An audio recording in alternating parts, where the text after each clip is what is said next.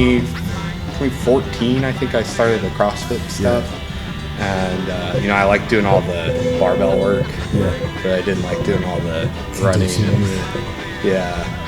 Which now I could probably handle that a lot more, but handle that a lot better at least. I take it and you know I do it well.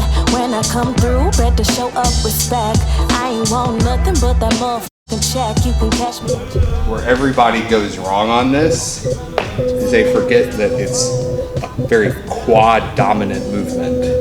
You know, so front sagittal plane, lots of quad drive. So getting better at it's going to require you to get better at squatting, being nice and upright and tall. And the cue that I've learned is to sit in a chair. Okay. So when you get ready to pull, sit down, butt back, chest up. You wouldn't sit down like this. So sit down like you're going to be in a chair. So you can drive up. And then position yourself through the frame so that your shoelaces are in the most center part of the frame. As best as you can. That way it's not going to tilt forward or backwards. You can stand straight up. Straight up is the shortest path to locking out.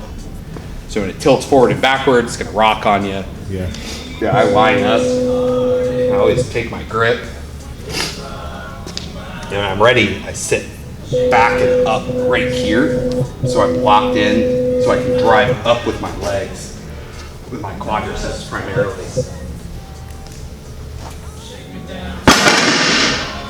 I think as soon as you start trying to pull it up with your back and stand up like a good morning, you're going to lose.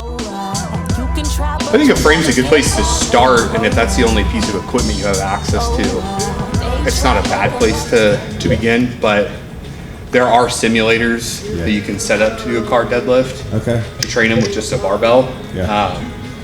Obviously very tricky, but this is going to start getting you in the right position, I think.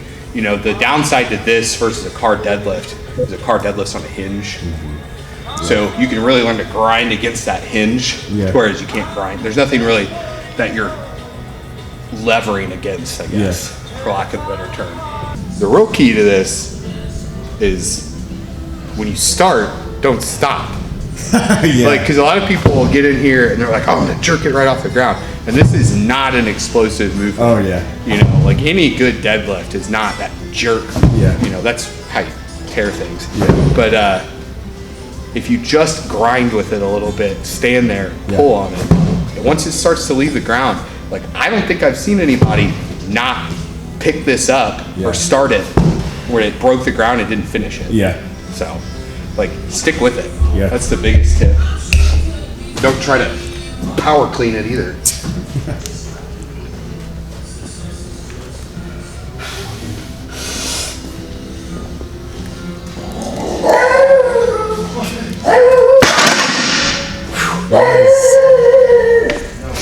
That was fun.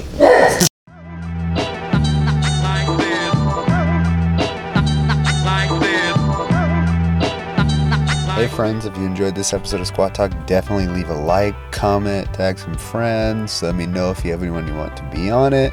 But also, you can go support me on Patreon if you're interested. There's some cool features, some things that I'm trying to do. So definitely go check out my Patreon.